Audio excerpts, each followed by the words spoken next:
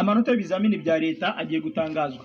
Ikigo gishinzwe ibizamini n'ubugenzuzi bw'amashuri NESA cyatangaje ko kuwa kabiri y'icyumweru gitaha saa 5 z'igitondo kizatangaza amanota abanyeshuri bagize mu bizamini bya leta. Hagati y'itariki ya 8 n'10 z'ukwezi kwa karindwi mwaka abanyeshuri 202,299 bakoze ibizamini bya leta bisoza amashuri abanza 2023-2024.